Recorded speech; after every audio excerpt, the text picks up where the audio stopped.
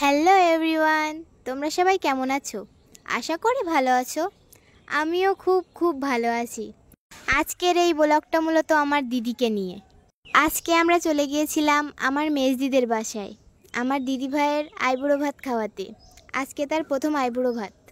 তো মেজদিদের বাসায় গিয়ে আমার দিদি ভাই সুন্দর করে সেজে নিয়েছিল। ওকে আজকে খুব মিষ্টি লাগছিল। আর দিদি ভাইয়ের পাশের দিদিটা হলো আমার ছন্দা দিদি।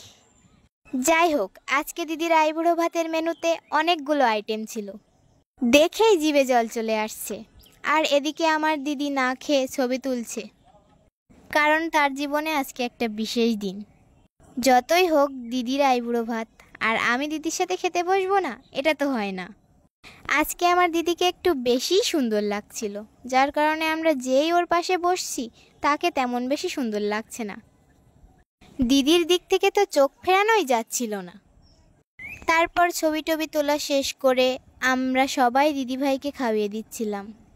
আমি প্রথমে একটু খাইয়ে দিয়েছি, তারপর ছন্দা দিদিও একটু করে খাইয়ে দিয়েছিল, আর চম্পা দিদি বসে বসে খাচ্ছিল। আর আমাদের আর কি করার, আমরা দেখছিলাম।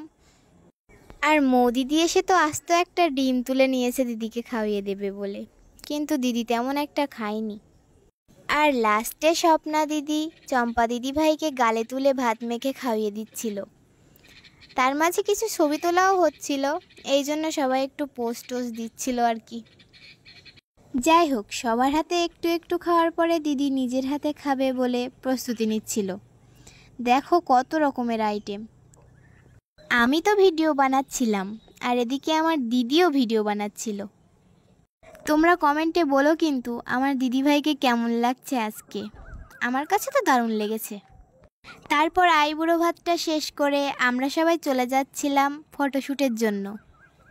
দেখো কতগুলো ছোট্ট ছোট্ট মুরগির বাচ্চা, এগুলো সব আমার মেজদিদের। আমরা 4 জন যাচ্ছিলাম ফটোশ্যুট করব বলে দিদির। আমি, মৌ দিদি, ছন্দা দিদি আর চম্পা দিদি। দেখো ছন্দা দিদি কি করছে।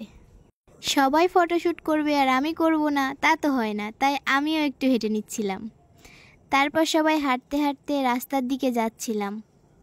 দিদিদের বাড়ির একটু সামনে বড় একটি পিচের রাস্তা আছে, ওখানে সুন্দর ফটোশ্যুট হয়, এজন্য আমরা সবাই ওখানেই যাচ্ছিলাম। আর হ্যাঁ, আমাদের সাথে তো পোকাও ছিল, ও তো আগে আগে যেতে ব্যস্ত। তারপর আমি আর মৌ দিদি একটু পোজ দিচ্ছিলাম ক্যামেরার সামনে আর মজা করছিলাম। আমরা হাঁটছিলাম কম আর মজা করছিলাম বেশি। সবাই খুব মজা করছিলাম, অনেক দিন পর একসাথে হয়েছি তো এই জন্য।